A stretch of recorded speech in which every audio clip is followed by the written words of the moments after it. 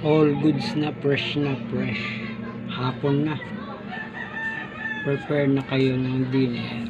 Yan, dito lang nakaupo sa pinto ng kwarto. Yan. Diyan.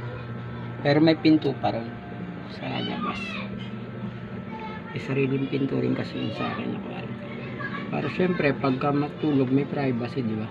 Pinalagay ng kuya ko yun. Tapos may pinto rin dito. Sa bahay naman nila yun.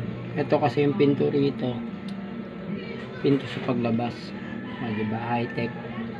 Kaya pagka medyo gumanda-ganda yung pagbablog natin, kung meron talagang income na pumasok, maghahanap tayo ng maganda-gandang bahay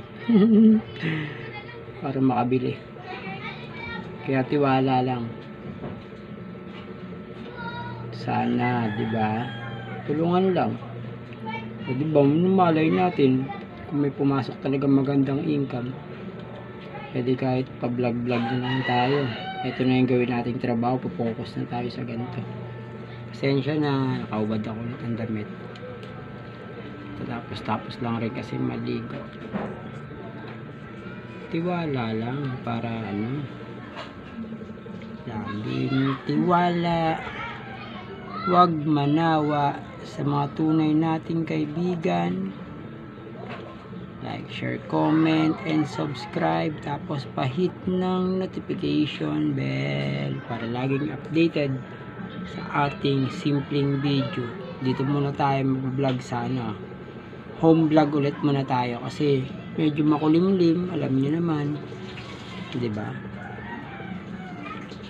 Umuulan-ulan, umuulan-bon. Pangit magtambay-tambay sa labas. Kaya tiyaga muna tayo rito sa gantong video. No edit muna tayo sa ngayon. 'Di ba? Tiyaga muna. Pag may tiyaga, may nilaga. Ganun lang 'yun. Kaya sa mga natin diyan, mabuti nating kaibigan. Baka naman. 'Di ba? Tulungan lang.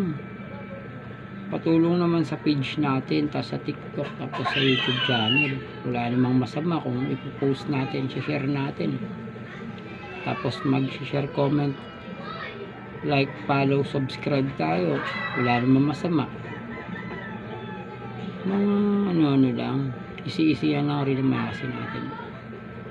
Eh pagka umangat-angat naman yan, baka naman. Diba? Hindi natin masabi. Siyempre, hirap na magsalita. Diba?